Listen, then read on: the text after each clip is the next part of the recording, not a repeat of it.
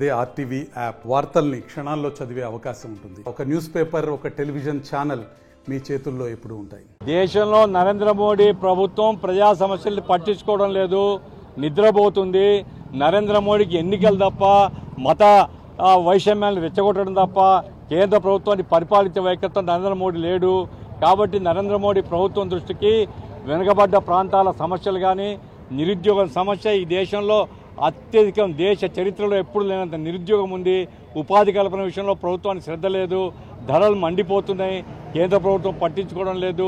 కాబట్టి ఇటువంటి సమస్యల్ని కూడా కేంద్ర ప్రభుత్వం తీసుకుని వచ్చి వెనుకబడ్డ ప్రాంతాలకు ప్రత్యేక ప్యాకేజ్ ఇవ్వాలని డిమాండ్ చేస్తూ మేము అన్ని ప్రాంతాల్లో ఆందోళన చేస్తున్నాం. దాంతోపాటుగా రాష్ట్ర ప్రభుత్వంలో కూడా వెనుకబడ్డ ప్రాంతాల మీద ప్రాధాన్యత రావడం లేదు. ఎంతసేపున Amaravati Polavaram, A for Amaravati, P for Polavaram అంటున్నారు. మాకు అభ్యంతరం లేదు, కానీ వెనుకబడ్డ ప్రాంతాలు కూడా ఉన్నాయి కదా. మీ యొక్క కార్యక్రమంలో వెనుకబడ్డ ప్రాంతాల కోసం మేము ఆందోళన చేస్తామని చెప్పినారు కదా, ఏం చేస్తున్నారు? వెనుకబడ్డ ప్రాంతాల ప్యాకేజ్ గురించి మోడీతో ఒక్కసారైనా మాట్లాడినావా? చంద్రబాబు నాయుడు గారు మీకు బాధ్యత లేదా? వెనుకబడ్డ ప్రాంతాలు మీరు చేయరు, వాళ్ళని చేయనియరు, మరి ఎట్లా చావాలి ఈ జనం? ఉపాధి అవకాశాలు లేవు. ఇప్పుడు కరువు మండలాలు మొన్న ప్రకటించారు. కడప జిల్లాలో ఎన్ని ప్రకటించారు మీరు? కడప జిల్లాలో ఒక కేసీ కెనాల్ ప్రాంతం తప్ప మిగతా అన్ని ప్రాంతాల్లో పంటలు లేవు. మరి ఎందుకు ప్రకటించారు కడప? ఏమి కడప అంటే జగన్మోహన్ రెడ్డి కనపడతారా?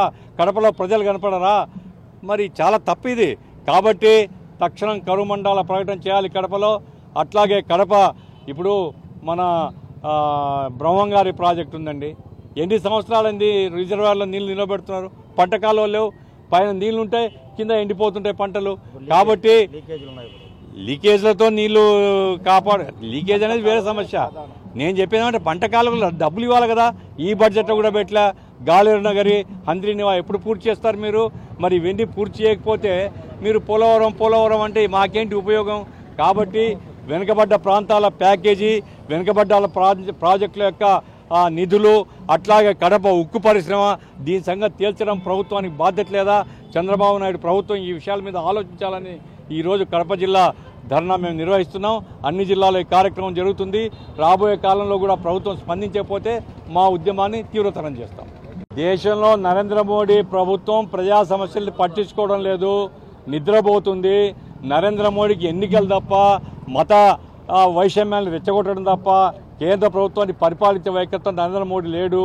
కాబట్టి నరేంద్ర మోడీ ప్రభుత్వం దృష్టికి వెనుకబడ్డ ప్రాంతాల సమస్యలు కానీ, నిరుద్యోగం సమస్య ఈ దేశంలో అత్యధికం, దేశ చరిత్రలో ఎప్పుడు లేనంత నిరుద్యోగం ఉంది.